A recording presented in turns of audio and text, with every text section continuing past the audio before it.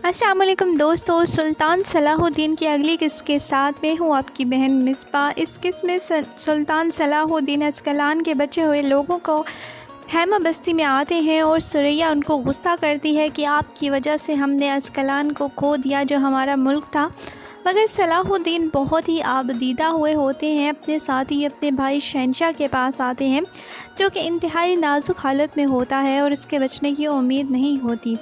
वो कहता है कि मेरे बेटे का ख्याल रखना, और फिर फ्लैशबैक में सलाहुद्दीन उसे उस शोले का पूछते हैं जो कि उसके अंदर है, तो वो माँ का वादे का पास रखता है और कुछ नहीं बोलता और कलमा तैयबा पढ़ के शहादत पा लेता है। नूरुद्दीन अपने बेटे की वजह से परेशान थोड़ा सा शिकार करने आता है तो रास्ते में पहलवान आ जाता है और कहता है कि सलाहुद्दीन मर गया है, तो वो आपस में लड़ने लगते हैं। तब नूरुद्दीन एक सिपाही आके कहता है कि सलाहुद्दीन ज़िंदा है, तो पहलवान उसे कहता है कि हाजियों के रास्ते में मोर्चे लगा दिए हैं और हाजियों के खून से रंग दूंगा। नूरुद्दीन इस पर गुस्सा करता है। दूसरी तरफ शहनशाह का भाई तौरान शाह सलाहुद्दीन के साथ मुखलिस दिखाई नहीं देता और भाई की लाश लेकर फिर ये लोग अयूब के घर आ जाते हैं। अयूब और फ़ातिमा बहुत दुखी होती हैं अपने बेटे की शहादत पर और उसका बेटा उमर बहुत ही रोता है। शहादत का ये सीन काफ़ी सैड होता है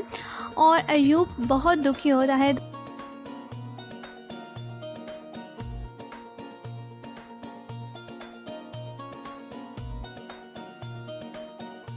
दूसरी तरफ नूरुद्दीन का भाई नसीरुद्दीन अपनी साजिशों में लगा है कि किसी तरह सलाहुद्दीन को इसकी गलती पर फांसी की सज़ा हो जाए और वह हर तौर से नूरुद्दीन को कायल करता है कि रियासत सबसे पहले है, तो ये सारा इल्ज़ाम सलाहुद्दीन पर लगाता है। हालांकि तौरान जो है वो सारा इल्ज़ाम सलाहुद्दीन पे लगाता है, हालांकि उसने सलाहुद्दीन के हुक्म अदूली की होती है। फिर नूरुद्दीन की बीवी और भाभी का थोड़ा सा सीन आता है।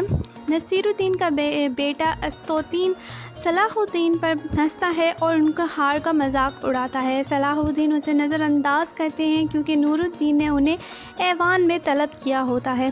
फिर अयूब को दिखाया जाता है कि वो दुखी है और फ़ातिमा उसे तसल्ली देती है और अपने दूसरे बेटे को बचाने का कहती है।